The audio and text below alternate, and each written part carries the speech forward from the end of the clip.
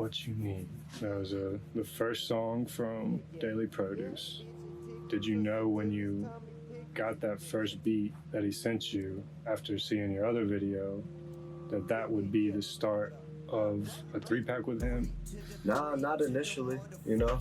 I was like, I gotta check this out, see what the beat sounds like. And then once we landed on What You Need, you know, I was fucking with it for sure. So I was like, let's make it a pack. Bag it up. We gotta find 2 more beats. Yeah, so how'd you find the other beats that were on the pack? I just went to my man's Instagram, which took me to his YouTube. You know, Daily Produce. Shout out Daily, you can. And bro, he had probably like 40, 50 beats, you know? And so I just looked through, and I don't remember what it was called, but landed on the 3 to the 3. That was the next one, for sure. How many beats do you think you went through? Probably at least 20. Yeah, hit the 3 to the 3 early. Because as soon as it started, right off the rip, like, beat drops. 3 to the 3 to the motherfucking 6. Like, that just hit my head instantly. You didn't have to think about it, you know, just as soon as I heard that beat. So the first time you came across that beat, the writing process really started. Hit play. 3 to the 3 to the motherfucking 6. That's the one right there. Just rocking the off-white kicks at my house. Off-white kicks. Off-white bricks, yeah, they match my kicks. You know, it's real simple. Oh, I'm sorry, Ninja. I'm sorry, buddy.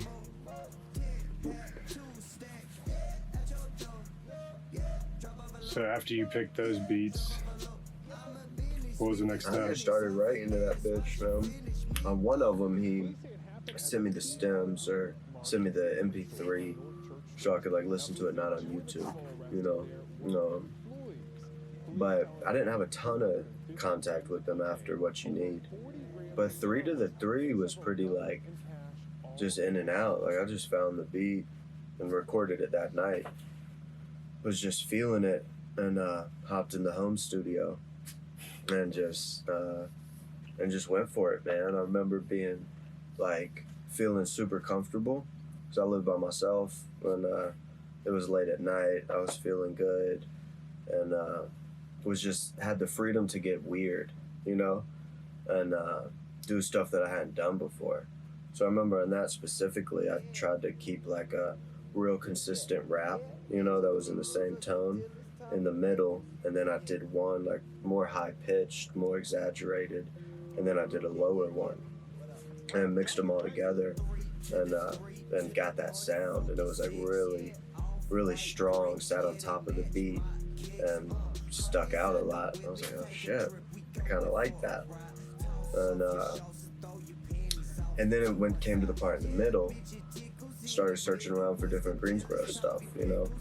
Landed on the clip from Red's gas station, which I grew up down the street from that gas station. And so it was impactful to me. I was like, damn, I didn't even know about that shit. And I thought it was a hard sample on the beat. So that shit was pretty easy too, you know. Like, I downloaded it, threw it in there, and it just ended up being like the perfect length, pretty much.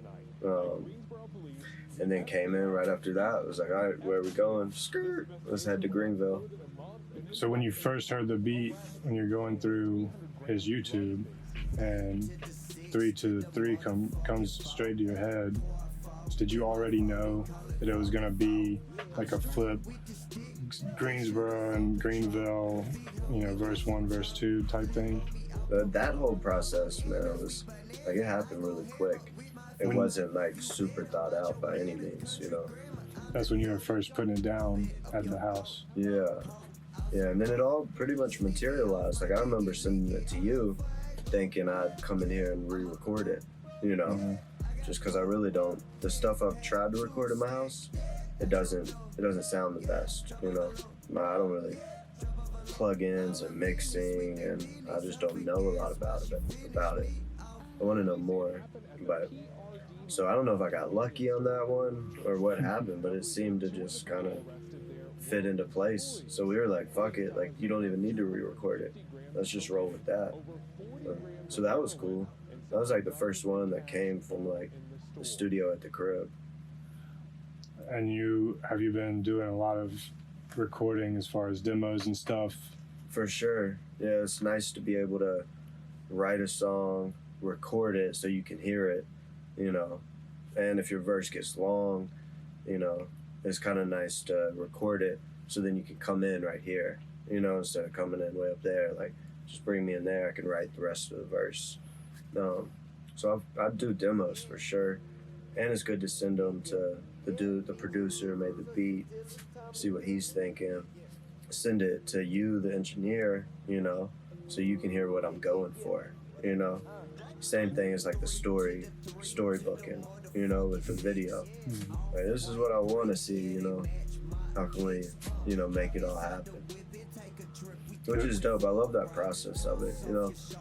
There's gotta, you know, there's just so many pieces to the puzzle, you know, but it's fun working with people and building relationships, you know. And this one just happened to work out, getting better at the craft. Maybe, because then after that, no luck. I thought I was onto something. I was like, but I couldn't make it happen again. It was one of those things that happened in the moment. Can't tell you why. Then it happened a couple nights ago too. My first one since then. All the other ones, it was like a straight up demo. You know, I got to come to the conduit, lay it down proper. That's how everybody starts out. Yeah. A lot of bad stuff, and a couple good things. Mm-hmm. How much editing, like you know, putting in the sample and stuff, had you done before that? Like messing around with beats, other than just putting down vocals and leaving it there. So that might have been my first time of like, you know, I mean, all I did was drag and drop it in there, but I'd never done that before. It's cool. Yeah, it's cool to have a little part in the production side, you know. Did you initially plan on doing a music video for the song? Initially, it was like 3 music videos, you know, and we were going to release it all at world premiere. You get 3 videos, complete visual experience and the audio at one time for everybody, you know. But I had to scale it down some. I was like, it was just a lot, you know, very ambitious. So ultimately, we landed on What You Need. It was my favorite song, and I think the best, maybe in my opinion. And people seemed to really like it. You know, I showed it to a couple people, and everybody said it, you know, it was really good. So I was just going to do that. And then I was at the Conduit one day, and Shawnee B pulled up. Shout out Shawnee B.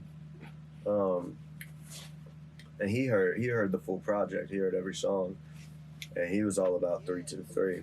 He was like, bro, that's the one. You got a hit right there. Like, you got to do a music video for that. And so I was like, I just took his advice pretty much. You know, I trust his opinion. I was like, hell yeah, if you think that's the one, I'm going to do it.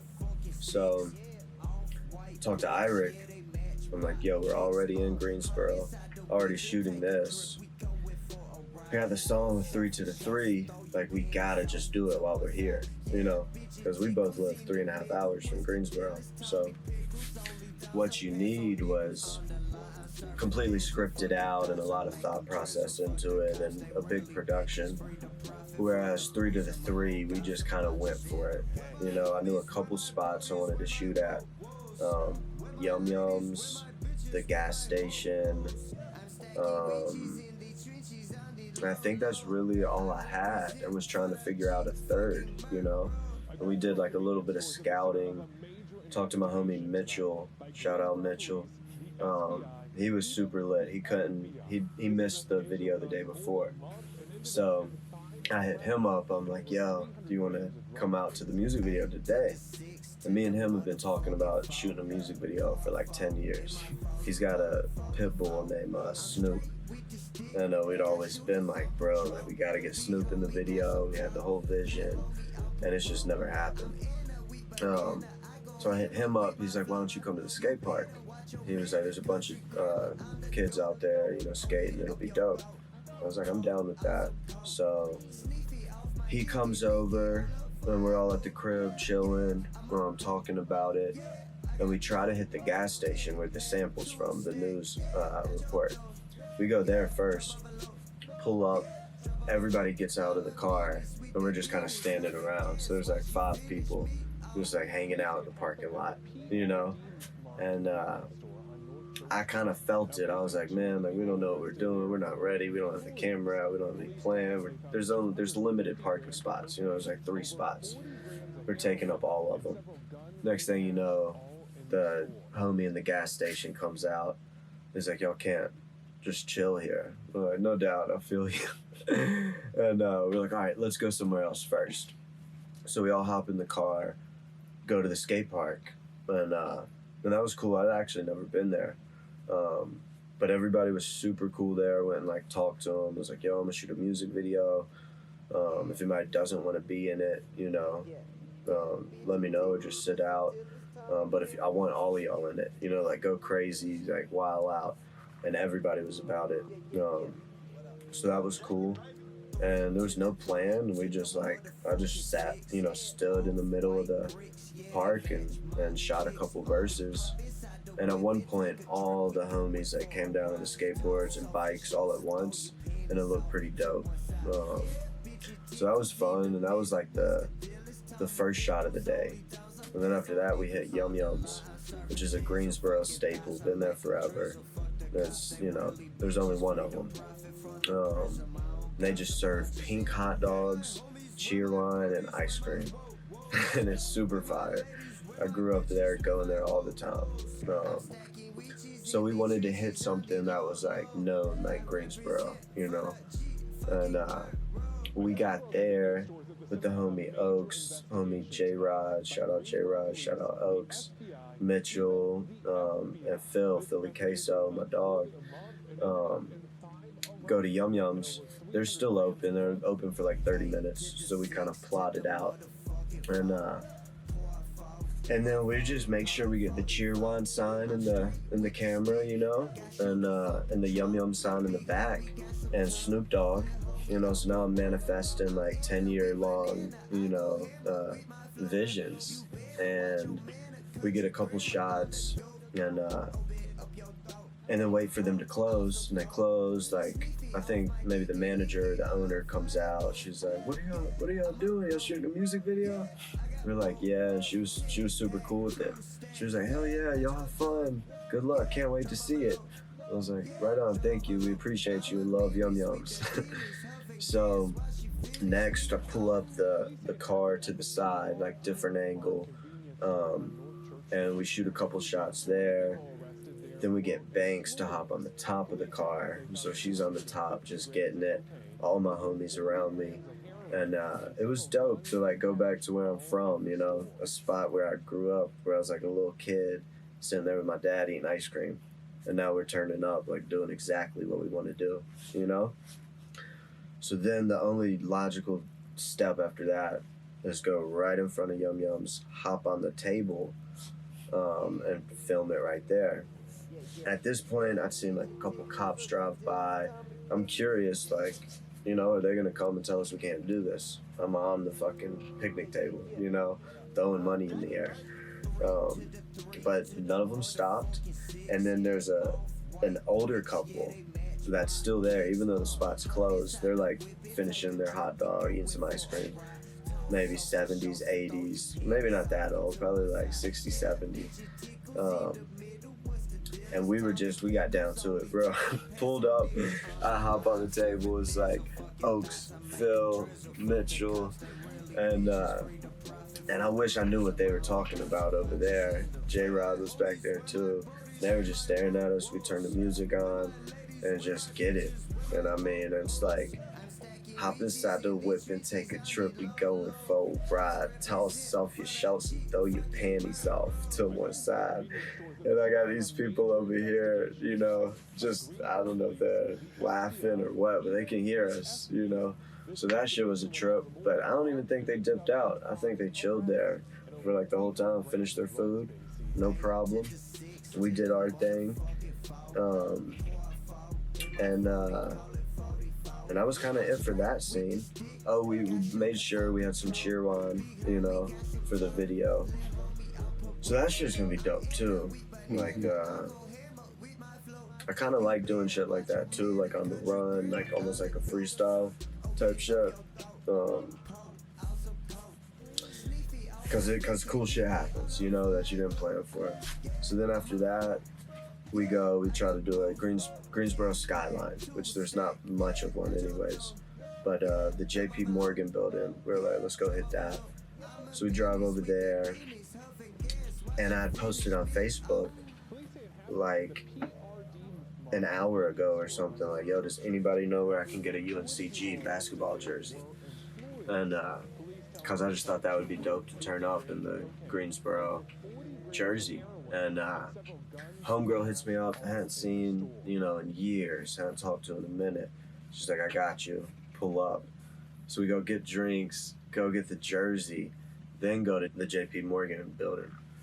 And so that was so cool, like the connections that doing shit like this brings, you know? Whether it be from like my homegirl that was in the What You Need video, I ain't seen since freshman year, or like Jamie. Shout out Jamie, appreciate the jersey. It was like, man, like doing shit like this is bringing us together, which is fucking dope.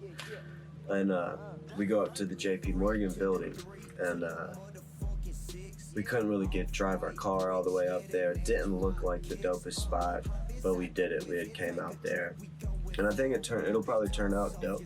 But in the moment, it was like not necessarily what I was expecting. I thought it was gonna be more of a dope skyline. We hit that and then go back to the gas station where we started at, Bread's, where the sample's from. And this time we were prepared. We knew like we had to go in and get it. So we had a plan. I pulled right up to the gas station, or gas pump. Started to pump my gas, but got to go in to pay. Banks comes in with me. She's like, I'm gonna buy some food and talk to the dude for a minute. And I'm gonna buy gas. And then as soon as I come out the door, you know, we hit play and we record and as much as we can until homie kicks us out. And so we get it. I start pumping gas and hit play. And we get through 1 take, 2 take, going for the 3rd. Next thing you know, I see homie coming out. And we had already talked about it. We're like, if he comes out in the middle of the shoot, just keep doing it. Don't stop, you know. And so I see him coming out. Banks is talking to him. And I finished doing what I'm doing. And you don't say shit to the dude. You know, don't even look at him. Like, finish your shit. Grab it, walk over to the car. And I seen you across the street doing the behind the scenes footage. And you didn't even know. Banks is like, yo, he's about to call the cops. I'm like, all right, let's roll. I hop in the whip. You cross the street. I'm like, yo, we gotta roll. They're calling the cops. You're like, bet. You hop in your car, and we were out. So that show was fun.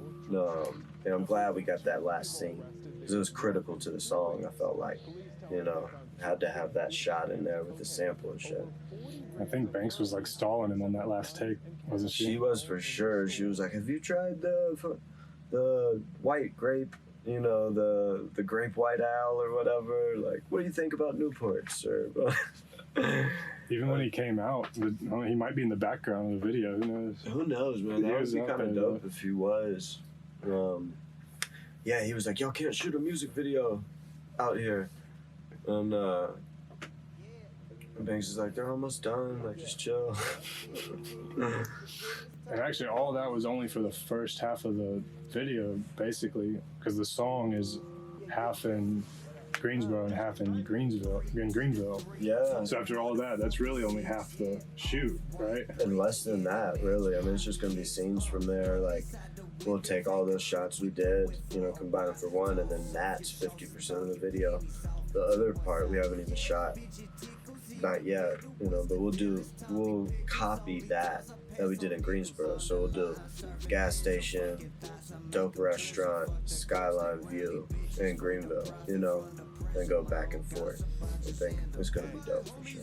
So you hit 3 or 4 locations on the day after this big What You Need shoot. Like, everybody's wiped out.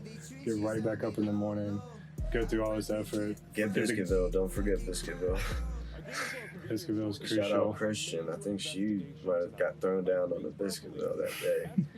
Hooked the homie. Y'all never had a Biscuitville, Never. right? I don't think Iric had either. What did you think? So good. Yeah. What was it? What was the special? The chicken. Chicken, bacon, egg, and cheese. Chicken, bacon, egg, and cheese. Like one word. That's just fire. Ultimate sausage. Shout out Beeville, man. Did all that. Got the cops called. Offer only still more to shoot for this video too. Right. Yeah, I'm excited to do that shit. But yeah, it was crazy waking up that morning after, you know, a 12-hour day the day before, sun all day. Woke up, Biscuitville, squatted up, but I needed a couple hours. We were aiming for like 12, but it was like 2:30 by the time we got out there. And so I was definitely exhausted. It was tired, but it was so adrenaline pumping and fun, and like I'm feeling good after doing that 12-hour shoot and knowing that we killed it. You know, I'm like, let's fucking do it again. You know? You can let loose a little bit. Yeah, less like guidelines and like more freedom. It was just fun.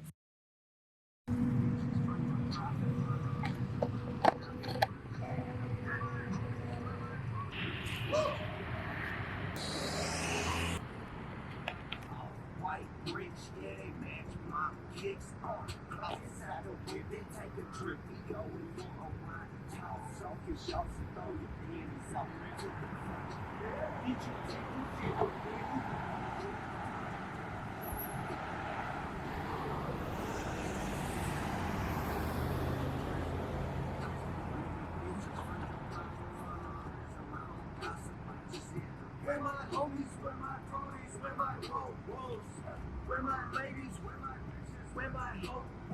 I'm stacking reaches in these trenches, I need low. I represent for the G, fucking burn.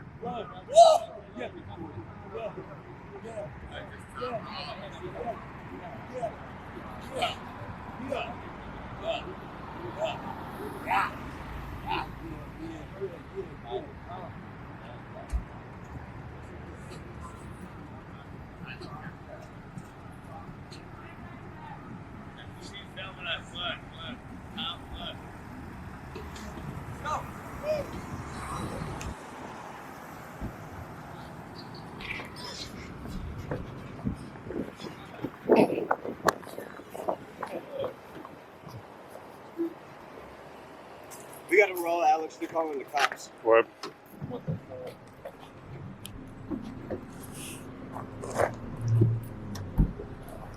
Where are you going?